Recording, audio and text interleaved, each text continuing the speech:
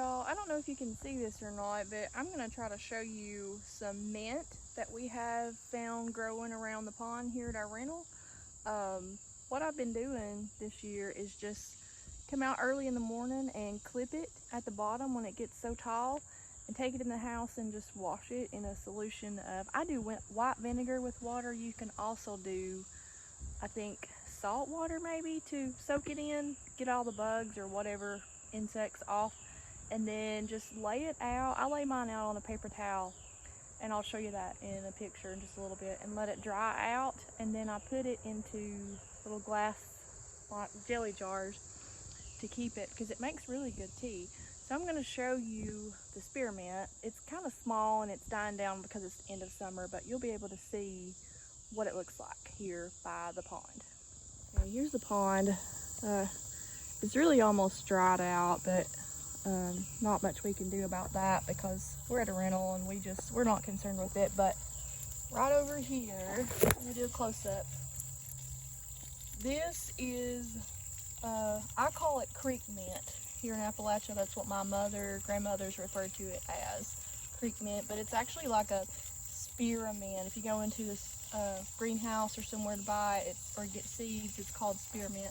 And it grows naturally, normally, around wet areas. Over there's some smaller. But if you get it, you pick one off and just kind of rub it like this.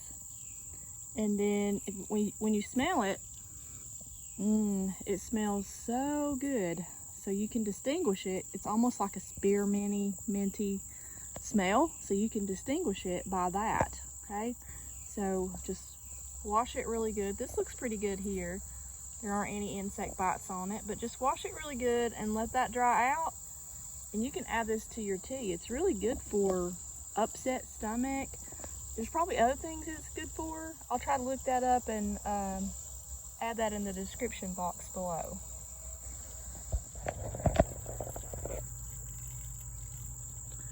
Sitting here looking at this creek mint, or spearmint, the technical name, it brought back so many memories. I just remember when I was a small girl, young girl, maybe, I don't know, 9, 10-ish, being at my grandmother's, that's my mother's mother, down in the holler where she lived at the time, and playing in the creek. There was a creek there by the house she lived in, so a lot of times we'd be out there by that creek. So you can smell this stuff if you're just walking around an area where it is. It's a pretty loud smell, and that'll help you to distinguish it and be able to pick it if you want to. But so many memories this brings back to my mind now that my grandmother is gone. It's just a precious sweet memory to have, to remember. Okay, then right over here I'm going to show you, I said I'd take a picture of it, but I'll just do a video. This was just a baking pan, and I layered some paper towel in it, and after I washed the spearmint out, I just let it lay here for, I don't know, several weeks. And I'm going to take some of this off. And as you can see how the first I showed you out in the pond what it looks like. Here's what it looks like dried. So this actually, you can just grind it up, put it into your jar, or you can just leave it like that with the full leaf. Stick that into your jar.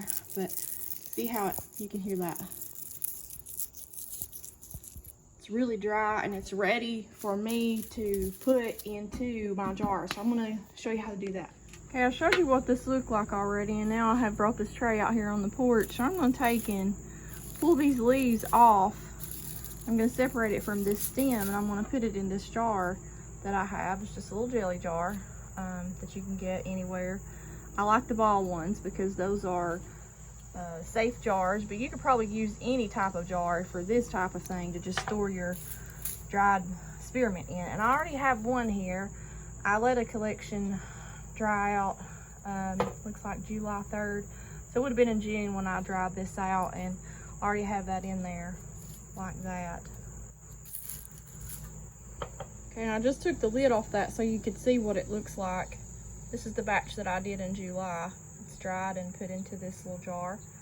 And whenever you get ready for some tea, you can just take some of it out and put it, you can either put it into a tea bag, or you can just drop a few leaves in any kind of tea that you're boiling and just add that little mint flavor to it. That works as well. So what I'm going to do next is show you how I'm going to put all this into my jar. Okay, so I have my jar ready here, and I'm going to show you how I'm going to do this. I'll take one of these, and I'm going to pick this off of my stem. I don't want to put my stem in there. I just want that leaf.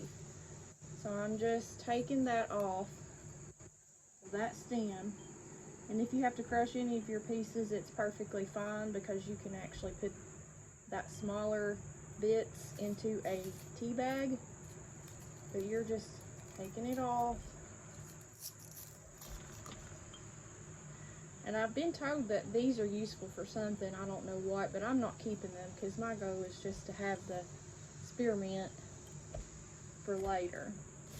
Because this stuff doesn't grow in the winter time. It'll die down in the winter and then starts coming back in the spring and the summer. And it grows. This is the month of August, so it actually grows all the way up through late summer because it's still out there. I could still pick some of it if I wanted to, but I think this is all I'm going to do for now. So just get that off of there, put that in that jar, and I kind of take my hand and mash it down so that I can get more in there. But there you can see, and I'm going to keep doing this till I fill this jar up.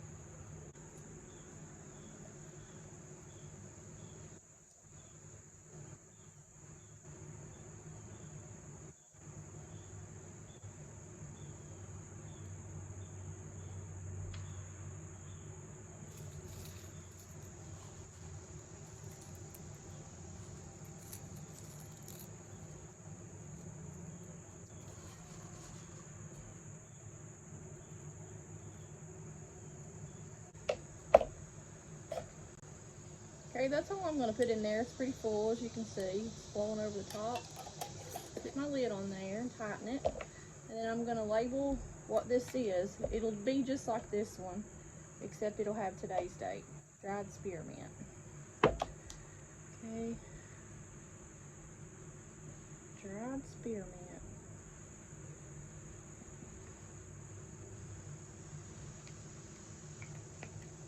There we have it.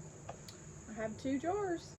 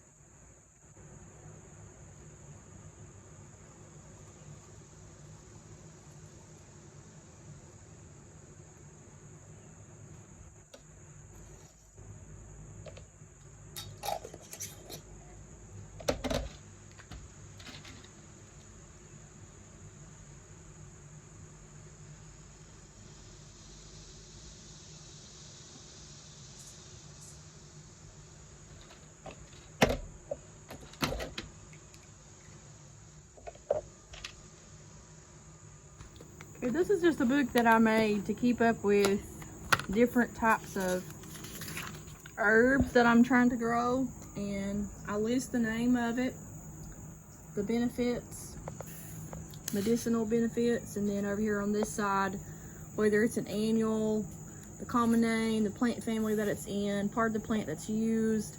And I researched all this so that I would know when to harvest it, how to store it. Okay, so I've got several things in here: chives, cilantro, and it's custom made to the things that I like and I am growing or tried to grow, experimenting with. So here we have the spearmint. This is just what I bottled up, okay? So the medicinal benefits of spearmint: hot mint tea helps ease queasy stomachs, calm stress, anxiety, and promotes restful sleep. It's a great insecticide and repels insects. Now, let me show you right quick what I did in the summer. I hung a bunch of it down here. I just picked it fresh, tied it with a string, and put it under my table. This helps repel insects. Up here, I did the same thing. I just tied it with a string, and it'll dry out. And you just leave it outside, and it helps to repel bugs, mosquitoes, and it seems to work okay. Back to the other side here, it's a perennial. Comes from the mint family, and the leaves are used. It's good for food, drinks, tea, hair rinse, facial astringent, mouthwash, and then there's some partner plants. Tells you when to harvest it. It's best to harvest it early in the morning. Storing it, and where it's from, Europe, Asia. Okay. Now, if you're interested in learning about herbs, a couple of good books that I recommend. I got these from Amazon. The Homesteader's Guide to Growing Herbs. This is by Christine Brown. And there's lots of different things in here. It's just a really helpful book to have on your shelf. And it shows you pictures of things that grow outside in your yard, what they are used for. Okay, there's wild onion. We do have wild onion that grows outside. And then this one is just a medicinal herbs. It tells you what herbs are good for medicines. And this is called the Modern Herbal Dispensatory. I think I said that right. Thomas Easley. And then here it just shows you, for example, camphor, the Latin name, what it's used for, the dosage. So there's just lots of good things in here. Okay, so there's two books, and I'll post these down into the description box so that you can link directly to them because they are available on Amazon.